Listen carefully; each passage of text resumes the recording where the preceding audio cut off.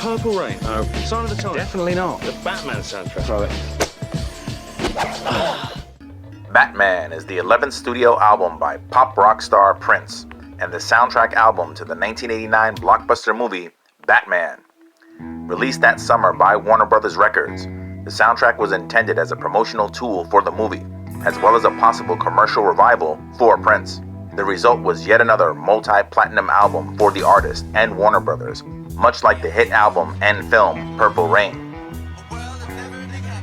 The Batman soundtrack stayed at number 1 on the Billboard 200 for 6 consecutive weeks, and Prince's first number 1 album since Around the World in a Day.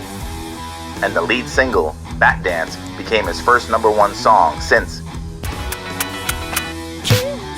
The album was recorded in 6 weeks, and Prince used 3 tracks recorded earlier: Electric Chair, Scandalous, and Vicky's Waiting, originally known as Anna's Waiting, named after his then-girlfriend, Anna Fantastic.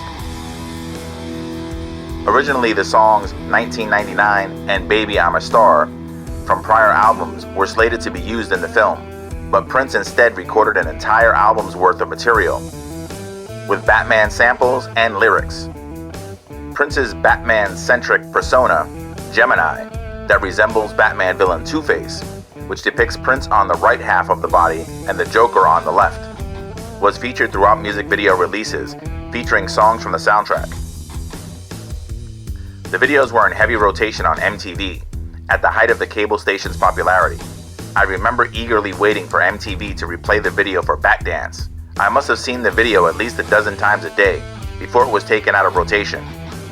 Bat Dance was also prominently played on mainstream radio of the era, and I couldn't get enough of it all. Eventually, I bought a copy of the Batman soundtrack on audio cassette and later upgraded to compact disc. I also have it on Amazon Music. Much like the many formats I own the film itself on, my CD fits in well with my other Batman movie memorabilia. Where does he get those wonderful toys? Though the album was a financial success, it's not as fondly remembered as the aforementioned Purple Rain, Around the World in a Day, or Sign of the Times.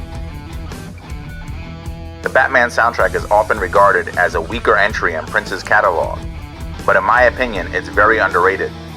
In retrospect, I feel it's a strong Prince album, but doesn't hold up as well as a soundtrack to the Batman film. The movie has an almost timeless feel to it, and the Prince songs feel dated, very 80s sounding. Being a child of the era, I love it, but I can understand if that puts off some modern viewers. The Danny Elfman score for the film is iconic and synonymous with the Batman film, and the main theme is immediately identifiable as the music from Batman. The Elfman theme is so iconic, composer Shirley Walker adapted the theme for the revered Batman the Animated Series. Can you imagine Bat Dance as the opening theme song for the beloved 90s cartoon? Even for the time, Prince seems like an odd choice to pair with Batman. As odd as it may be, as a kid, I thought the mashup of Batman and Prince was totally cool. And I still do, so don't get me wrong. Bat Dance is sort of a novelty, a lot of flash with very little substance. But its intention is to be just that, and have a ton of fun doing it. And Bat Dance accomplishes its goal. The guitar solo still rocks, as much today as it did in '89.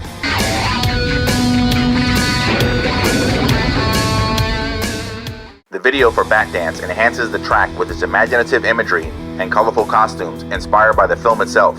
The sequel video, Party Man, continues the flavor of Bat Dance with its recurring Prince-invented character, Gemini.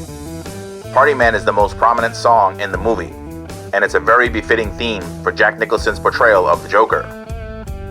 The tune is blaring on a boombox during the Joker's attack on the Gotham City Museum.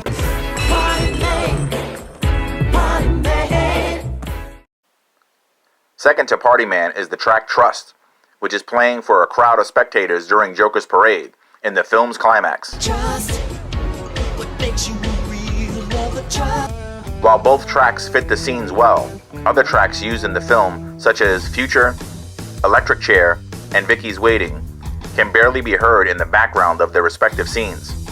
The ballad Scandalous can be heard while the credits roll after Danny Elfman's Batman March.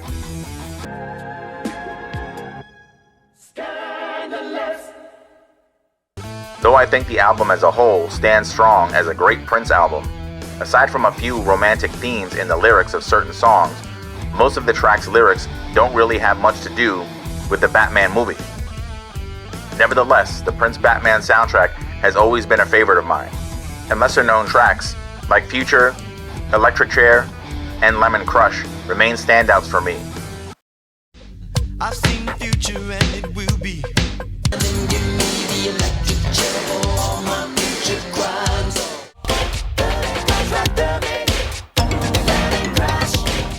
The Prince Batman soundtrack is a great companion piece to the Elfman score, and a must-have for any true fan of the Tim Burton directed Batman film.